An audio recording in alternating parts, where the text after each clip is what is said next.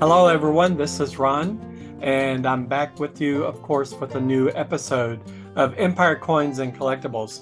I don't know about you, but today, this is what, what is today? April 23rd? It's kind of cool down here in Texas. It's not supposed to be cool like that in Texas. I suppose we should be grateful because the summer is often brutal. But in any case, well, we're not here to talk about the weather. We're here to share information and parts of our collection in coins. So let's go ahead and get started with that. What do we have to talk about today? Well, the real question is, did I get scammed or is this a real error coin? I want you to help me to determine this. I recently bought a coin off of eBay. I'll show you the listing and then we'll look at the pictures on eBay and then we will unbox, or if you will, open the envelope and pull that coin out and inspect it in front of the camera and under the coin microscope. And then we'll be able to inspect it very closely and determine, is this a fabricated error? Yes, unfortunately, there are people out there that will fabricate errors and sell them as the real thing. It's kind of like the old adage when you come across an old Civil War belt buckle and it has a bullet lodged in it. Those are known fakes. People fabricate them and then sell them for hundreds, if not thousands of dollars to unsuspecting individuals. We all should be from Missouri. What does that mean? Well, it's a show me state. Prove to me that what you say and what you're selling is real. Well, I bought it first, so I'm not from Missouri. I'm from Texas. We're going to find out if I did make a good buy. But before we go there, if you could, please like, share, and subscribe. That will help us immensely with our channel, and we are rapidly approaching 900 subscribers. We're looking for that big number, 1,000, and hopefully we'll have more people join this program and share their thoughts with what we're showing. And if you could, please tell your friends about us. All right, let's go ahead, and I'm going to share my screen, and we'll look at it, the listing that I bought on eBay. Now, what I've done is bought this particular listing, and you can tell I did not pay a great price for it. It was $26 and it was free shipping. I think that's a good deal if this is a real coin. But you can see it's a 2022P, and that means it's from the Philadelphia Mint. And we all know the problems that the Philadelphia Mint has had with quality control. But, you know, as bad as that sounds, it's very good for us collectors because we have some very unique and interesting finds. So I'm going to look at this under its expanded view, and really, there's not anything interesting to see on this side. You can see the coin is pretty and really, really good shape, uncirculated shape. There's some scuff marks in the handling at the mint, but not too bad. But there's nothing really interesting here. The surprise is on the reverse. And we'll just go right over here to it. Look at that. That is a retained struck through error. It's a retained wire. Now, if this is a real coin, I'm going to cherish this error because I do have some interesting struck through coins that have been certified by ANACS. And if this is real and not fabricated, it's going straight out to ANACS to be certified. So I'm going to need your help. We're going to look at the real coin when we unbox it, so to speak. It's going to be an enveloping. Is that a word? An enveloping or de-enveloping? Maybe I just created something here. In any case, we're going to open up the envelope and take a look at the coin, and then we'll put it under the coin microscope. Let's look around the coin, see if there's anything else going on. The nose looked like it's been abraded a bit, and that happens at the mint and all the handling of the coins once they're minted. The fields look really good, nice and clean. I do like the look of this coin. And by the way, it is a 2022P Anime Wong coin. Beautiful. But I'm really interested in this retained struck through error, that retained wire. Okay, we're going to stop the share and we're going to go back to the main camera. And now we're going to switch over to the coin microscope. Well, actually, not. I'm getting ahead of myself. Let's go to the desk camera. And what you're going to see is here's the envelope. I've got the addresses covered up so I can protect the seller and everything. However, if it's not a real coin, I'm not going to protect the seller too much. I'm going to let him know that I'm not happy with it. But I suspect this is a real error. At least that's what I'm hoping it to be.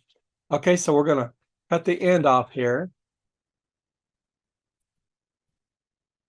We're going to open it up and pull it out.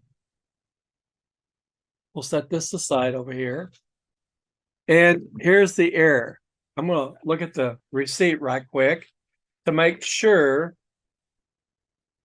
that we're talking about the same error. Yeah, it says retained wire struck through 2022 P. Anime Wong. So that is all good. It's on that paperwork right there. Okay. So let's go ahead and open this jewel up. Now I'm sure it's protected in a coin flip. So we're going to cut through this packaging here. And while I open it up, have you ever found a coin that was struck through, had a struck through error? Now, here it is. Yeah, there it is. You can see it really good there on the right-hand side. That's just magnificent. And look how clean those fields are. That is beautiful.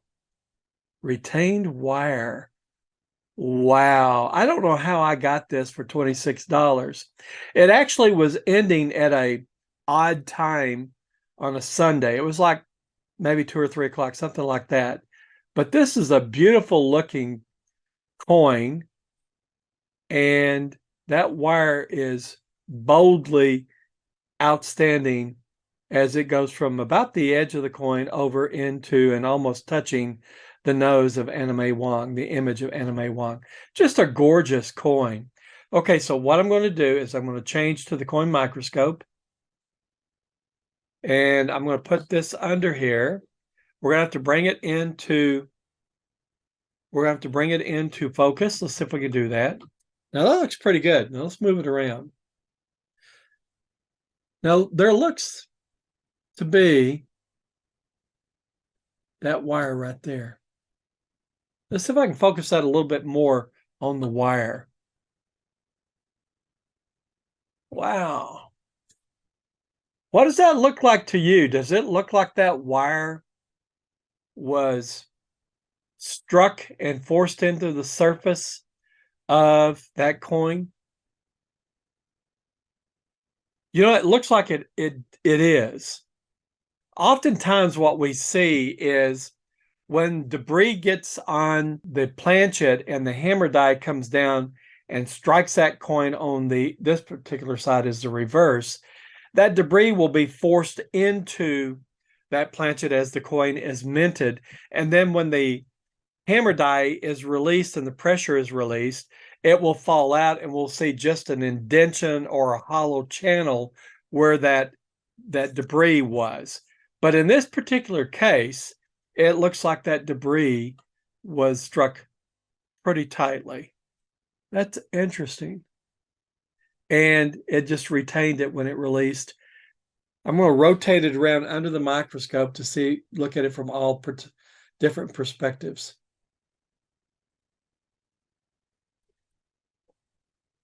You can see that is above the coin, but it's embedded in the coin. I wonder where that wire came from. Was it like a burr or something on one of the other planchets that wasn't properly pre-polished, or did something from the bins that it was fed into the hopper where it's fed into the actual press? I just don't know where that wire would come from. If you have any ideas, maybe you could let me know.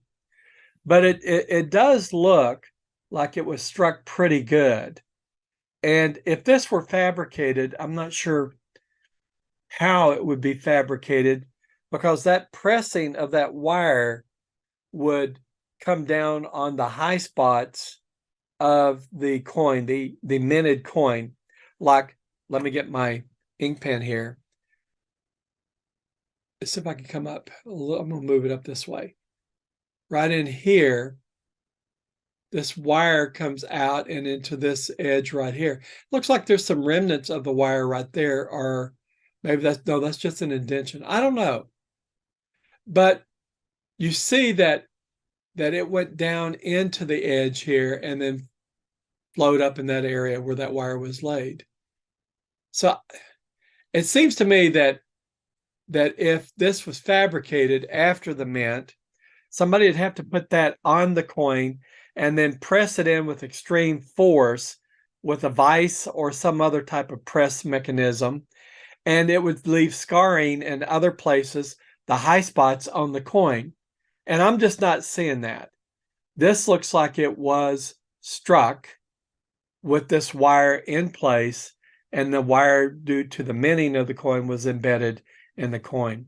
I would really love to hear your comments on this. Let's rotate it on around and look at it from other perspectives.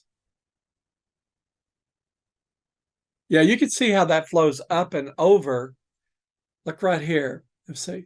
Right there, you can see that wire flowed up and over that lip, that high relief in the coin as it gets ready to go into the image of Anime Wang. And you can see that wire was stressed under great pressure. Really interesting. Now, here's another question. Could this be a gouge?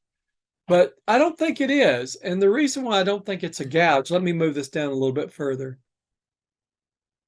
is because when you look up in here,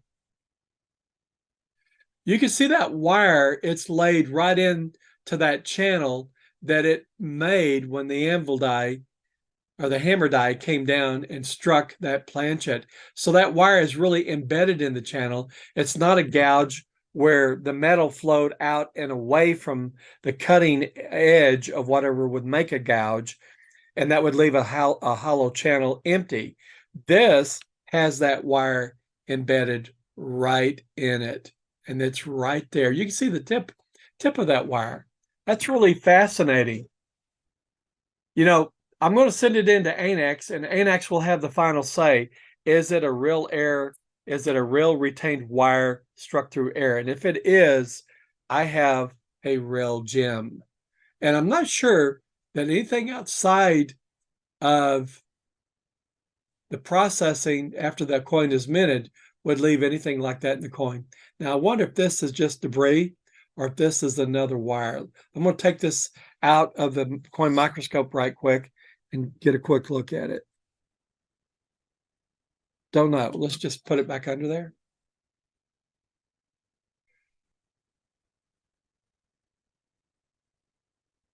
This looks like another wire or something in there. Now, the coin is in a coin flip, so I haven't opened it up, and that might be another wire struck through. But if it's debris, meaning as somebody put it in the coin flip, maybe it's a hair or something, it got stuck in between the cellophane and the coin itself. But I will check that out afterwards. I tell you what we're going to do.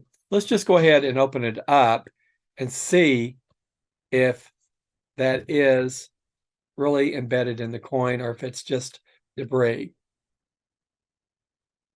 Okay, here's the coin. I may have to readjust the focus. Yeah, that was debris because I don't see it now. Yeah, there you go. But there is something up. Let me see.